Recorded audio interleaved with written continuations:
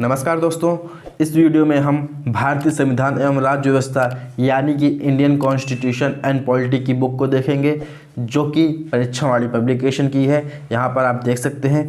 और इस बुक के अंदर मैटर कैसा दिया हुआ है, इसमें क्या क्या चीज़ें ऐड की गई हैं, mains, solved and model paper सहित समसामयिक की विधि विधान युक्त सारा कुछ इस बुक में हम डिस्कस करेंगे।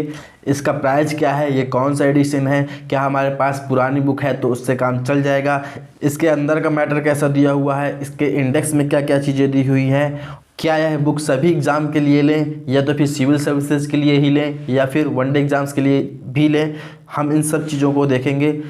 तो चलिए शुरू करते हैं। इसके अंदर का कंटेंट देखने से पहले हम इसके प्राइस के बारे में बात कर लेते हैं। इसका प्राइस कितना हो सकता है यदि हम लोगों को यह बुक परचेज करनी हो। तो यहाँ पे देखिए MRP इसका 345 रुपये दिया हुआ है। और आप जानते हैं इस तरह की बुक्स में कहीं 20% डिस्काउंट मिलता है, कहीं 30%। तो अपने हिसाब से आप इसको, ये लगभग आपको 270 या 80 रुपये के आसपास की मिल जाएगी। और इसमें देखते हैं, इसमें बैक कवर में देख सकते हैं यहाँ पे GS की 1 लाइनर बुक दिया हुआ है और GS का ही ऑब्जेक्टिव टाइप की प्रैक्टिस वर्क बुक निकाला गया है। यानी कि ये दो बुक्स परीक्षा वाली ने अभी हाल ही में निकाला है। तो इस बुक का रिव्यू मैं इसी चैनल पे दे चुका हूँ। ऑब्जेक्टिव बुक का जा करके आप वहाँ से इसको देख सकते हैं। और ये जो 1 लाइनर वाली बुक है, इसका भी आने वाले टाइम में मैं रिव्यू कर दूंगा। इसके लिए आप चैनल को सब्सक्राइब कर लीजिए, जिससे कि आपको बुक्स की जानकारियाँ मिल जाएंगी। और इसके बाद देखते हैं इसके अंदर का कंटेंट। यहाँ पर भी आप देख सकते हैं, ऊपर ही मेंशन कर दिया गया है विगत 30 वर्षों के अध्यायवार, यानी कि 1991 से लेकर के 2020 तक के क्वेश्चंस जो भी आए हैं उनको टॉपिक वाइज अध्याय के अनुसार उसमें संलग्न कर दिए गए हैं। साथ ही साथ हल प्रश्न पत्र सहित, यानी कि हल प्रश्न पत्र भी आपको दिया गया है। तो अंदर अब इसके देखते हैं क्या है मैटर। और सबसे पहले इसमें देखते हैं हम इंडेक्स।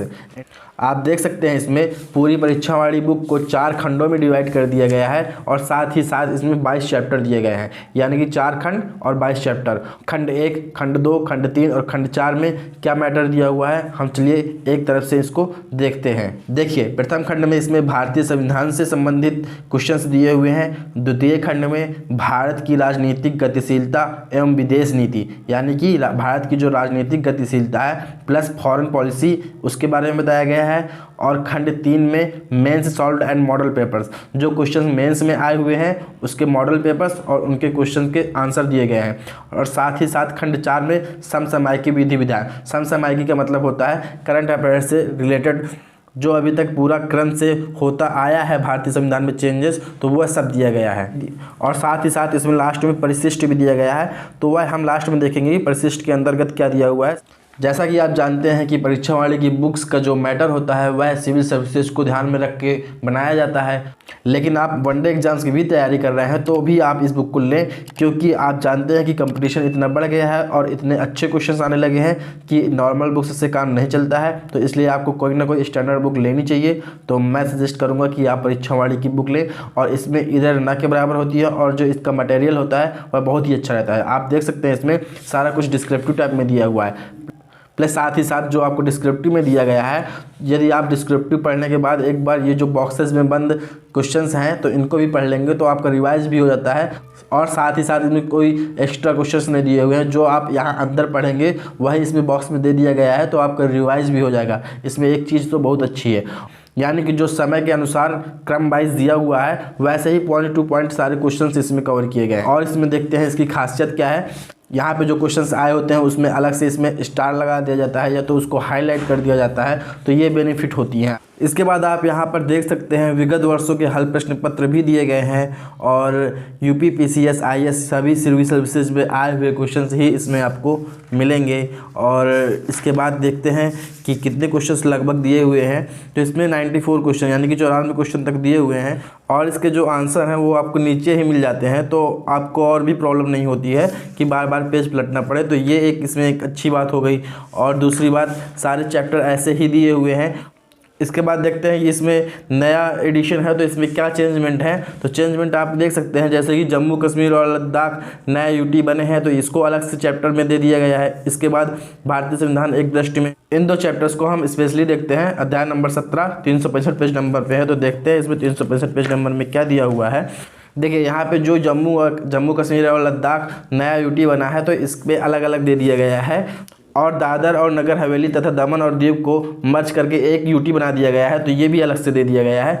और इसके बाद आप यहाँ पे चैप्टर नंबर 18 देख सकते हो, भारतीय संविधान एक दृष्टि में दिया गया है। एक दृष्टि से मतलब ये होता है, इसमें आपको सीक्वेंस से भारतीय संविधान के भाग, अनुसूचियाँ और इसके बाद आपको अनुच्छेद आप इसमें देख सकते हैं 395 अनुच्छेद पूरे दिए गए हैं। इसके बाद भारतीय संविधान संशोधन, कितने संशोधन अभी तक हुए हैं, तो आपको सारा एक ही चैप्टर में दे दिया गया है, आपको और अच्छा कवर हो जाएगा। और इसमें संविधान संशोधन 104वां संविधान संशोधन तक दिए हुए हैं। इसके बाद देखते हैं खंड 2, 3 और 4 में क्या दिया हुआ है। खंड 2 में राजनीतिक गतिशीलता यानी कि लोक निर्माण, लोक नीति और यानी कि नीति विज्ञान और राजनीतिक दलों की भूमिका, ये सब चीज़ें इसमें दी गई हैं। ये ज़्यादा कुछ पढ़ने की जरूरत नहीं है, लेकिन हाँ, भारत में राजनीतिक दल जैसे अभी तक हाल ही में कितने राजनीतिक दल हो चुके हैं, ये सब चीज़ें इसमें दी गई हैं। इसके बाद आ जाता है भारतीय विदेश नीति। इसके बाद हम देखते हैं सीधे खंड 3 में। देखिए खंड 3 में इसमें मेंस सॉल्व पेपर्स दिया है। यदि आप प्री की तैयारी कर रहे हो या तो वनडे एग्जाम्स की तैयारी कर रहे हो तो ये पढ़ने की जरूरत नहीं है।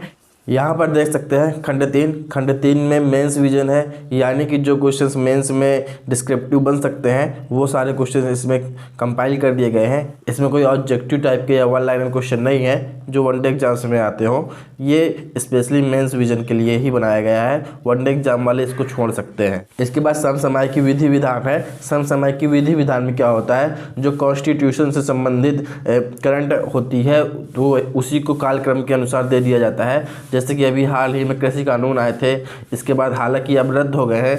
इसके पहले दादरा और नगर हवेली तथा दमन और दीव को दोनों मर्ज करके एक यूटी बना दिया गया है। तो इससे संबंधित जो करंट के इशू रहते हैं, जो करंट में जम्मू कश्मीर से रिलेटेड हो गया और महामारी अधिनियम हो गया, तो यानी कि जो अभी हाल ही में एक्ट परिवर्तन हुए हैं, सेरोगेसी विधेयक हो गया, तो वही समसामयिकी में दे दिया गया है।